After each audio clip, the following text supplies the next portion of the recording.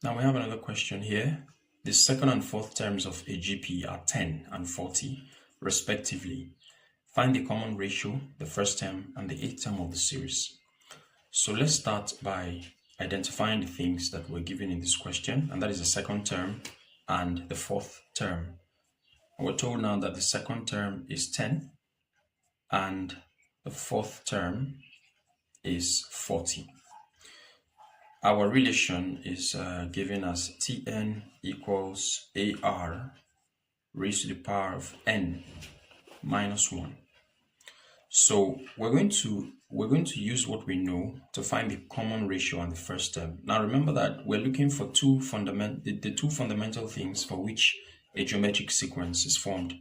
That is a common ratio on the first term. So which means this question is most likely going to lead us to a simultaneous equation.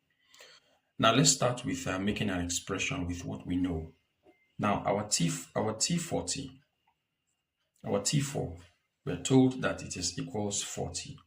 What this means is that AR raised to the power of 4 minus 1 gives us 40. So AR raised to the power of 3 gives us 40. This is our first equation. Okay, so the next is our T2, which gives us 10.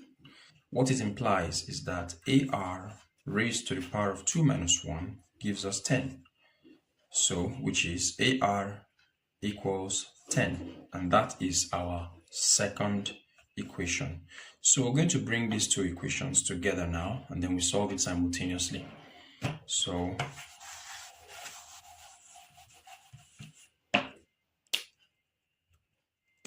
now we have our first equation to be AR raised to the power of 3 equals 40, and our second to be AR equals 10. Now you could notice here that the relationship between A and R is multiplication. So if we're going to eliminate anything, we're going to use division to eliminate it. So what are we going to eliminate? Well, as you can see, the powers that the A is carrying is 1. So both in the first equation and in the second equation, it's just a power of 1, which means we could start with eliminating A. And what can we do? We're going to divide equation 1 by equation 2. So I'm just going to draw a line here. Every term in equation 1 is going to be divided by every term in equation 2.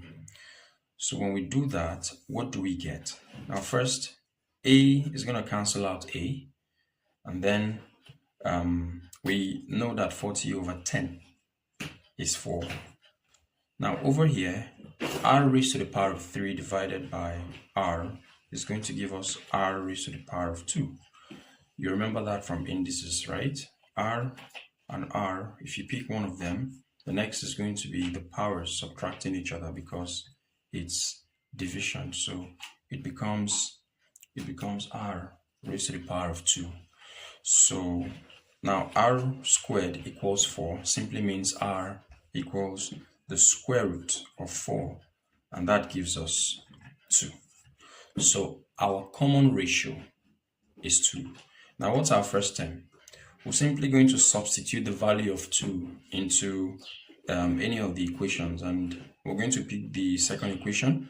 We're going to substitute the value of 2 into the second equation, and then we get our first term. Now that is, this is the second equation. AR equals 4. AR equals 10. So that becomes A2 equals 10, and that gives us 2A equals 10. So your A becomes 10 over 2, which gives us 5.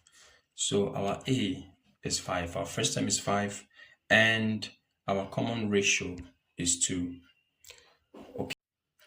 So our eighth term is what we're going to find now, that our first term is 5 and our common ratio is 2.